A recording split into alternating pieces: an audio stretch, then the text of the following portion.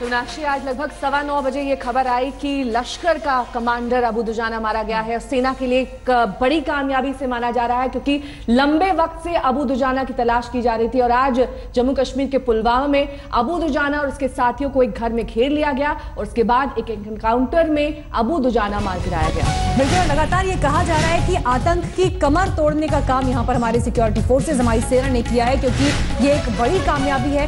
न सिर्फ इस लिहाज से कि लश्कर का कमांडर मारा गया, बल्कि जो गतिविधियां इस आतंकवादी की थी, चाहे लोकल सपोर्ट इकट्ठा करना हो, जो युवक वहां पर हैं उन्हें भड़काना हो, आतंक की ट्रेनिंग उन्हें देना हो, या फिर पाकिस्तान से भारत तक, जम्मू कश्मीर तक जिस तरह से आतंक का ये नेटवर्क चल रहा था, उसमें एक अहम कड़ी का काम करना हो।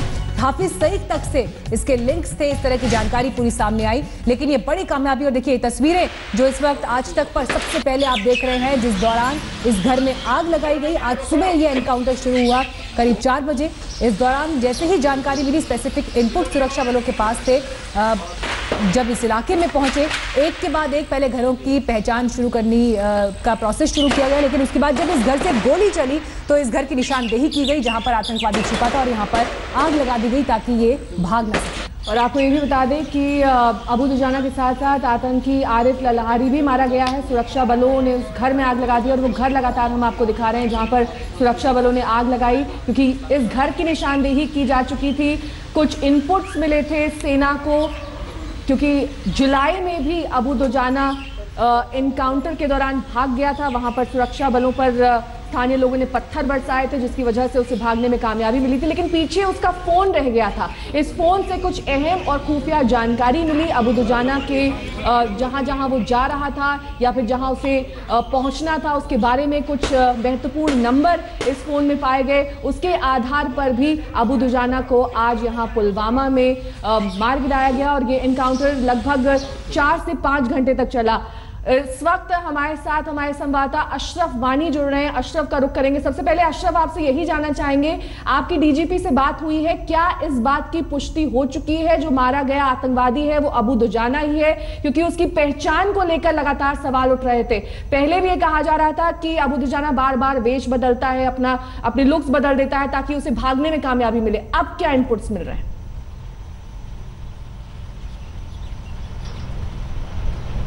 नेहा, दरअसल 11:30 बजे समय रखा है जम्मू कश्मीर पुलिस ने ब्रीफ करने के लिए, तो जाहिर है वहां पर वो खुलासा करेंगे। लेकिन अभी तक जो सेना के सूत्र और पुलिस के सूत्र है, उनका यही कहना है कि अबू दुजाना मारा गया, क्योंकि जिस घर में ये सुबह सुरक्षा बलों की तरफ से ऑपरेशन शुरू हुआ था, जिसकी एक्सक्लूसिव तस्वीरें हम दिखा रहे हैं अपने दर्शकों को आज तक पे, यहाँ पर कोई मौका अबू दुजाना को अब की बार सुरक्षा बलों ने नहीं दिया घर से निकलने के लिए। जो ही घर से गोली चली, उनके पास मुसद्दिक खबर थी, पूरी खबर थी, जानकारी थी। अबू दुजाना अपने 2 साथियों के साथ इस घर में छुपा हुआ है।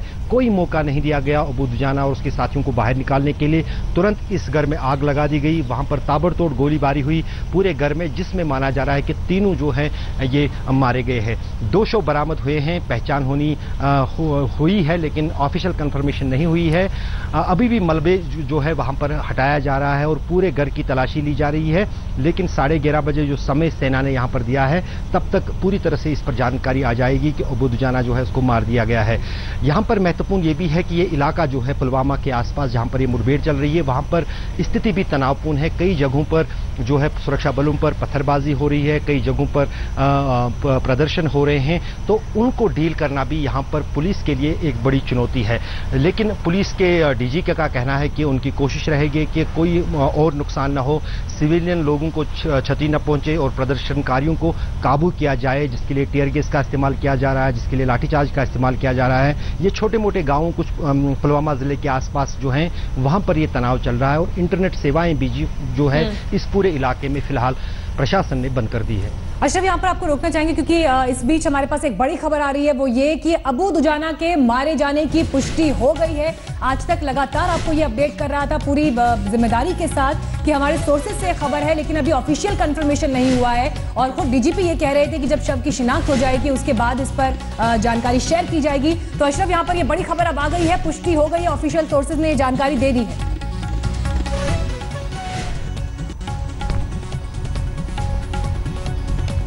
बिल्कुल मीनाक्षी।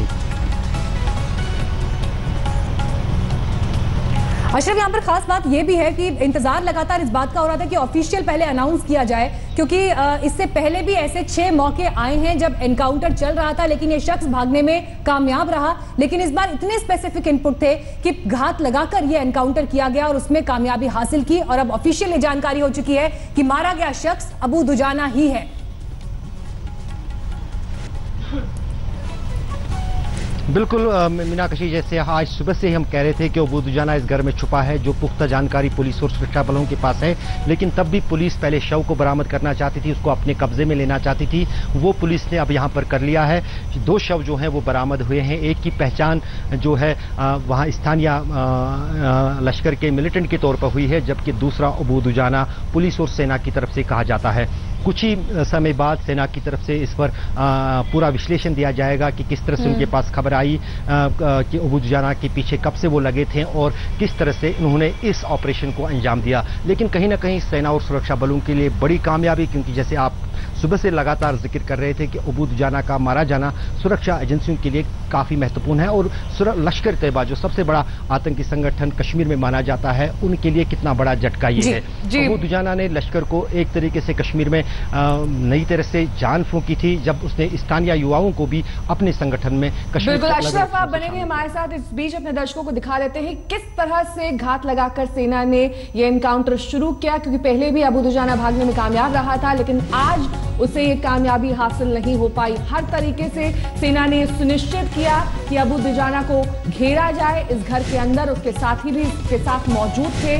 पिछले एनकाउंटर में भाग निकला था क्योंकि वहां के जो लोकल्स थे, स्थानीय निवासी थे, वो पत्थरबाजी करने लगे थे और अबू दुजाना को उन्होंने भागने में मदद की थी। अपने मोबाइल फोन की वजह से अबू दुजाना मारा गया है। बताया जा रहा है कि उसके मोबाइल फोन से कुछ महत्वपूर्ण जानकारी मिली थी, लेकिन ये लश्कर का इस वक्त सबसे अहम सूत्र था जम्मू कश्मीर में, जिसके ऊपर 10 लाख का इनाम था। मंजीत नेगी हमारे संवाददाता लगातार हमारे साथ बने हुए हैं। मंजीत, आपसे यही जानना चाहेंगे मंजीत, क्योंकि पहले भी जिस तरह से ऑपरेशन कई बार चलाए गए, अबू दुजाना भागने में सफल रहा, लेकिन इस बार उसको सफलता हासिल नहीं हुई। सारी तैयारियां सुनिश्चित कर ली गई थी। किस तरह की बारीकियों पर ध्यान रखा गया इस बार के ऑपरेशन में ताकि कहीं भी चूक ना रह जाए? देखिए नेहा, अबू दुजाना की अगर बात करें तो वो A+ कैटेगरी का आतंकी था और सुरक्षा बलों के लिए लंबे समय से एक चुनौती बना हुआ था, क्योंकि 5 से 6 बार वो भागने में कामयाब रहा था। लेकिन इस बार जिस तरह से एक इनकाउंटर के दौरान पिछली बार उसका जो स्मार्टफोन था, आईफोन था, वो सुरक्षा बलों के हाथ लग गया था, उससे बड़ी कामयाबी मिली। फॉरेन एजेंसी की इसमें मदद ली गई और उससे उसकी लोकेशन को लगातार ट्रैक किया जाता रहा है।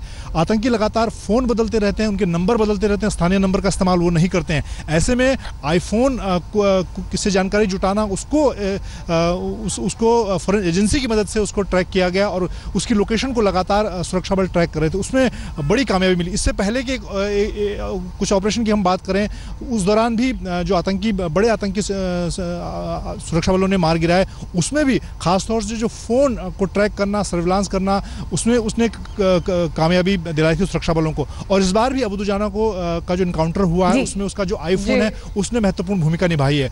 और इस तरह से अब जो सेना का जो आंकड़ा था 100 से ऊपर पहुंच चुका है। मंजीत, आपके पास तमाम जानकारी आपसे लेंगे। गौरव सावंत हमारे संवाददाता भी हमारे साथ जुड़े हुए हैं। मीनाक्षी, तो वक्त फिलहाल छोटे से ब्रेक का हो गया है। इसी बड़ी खबर पर लगातार हमारी नजर बनी रहेगी। 1 और 1:11 में खबरों का सिलसिला लगातार जारी।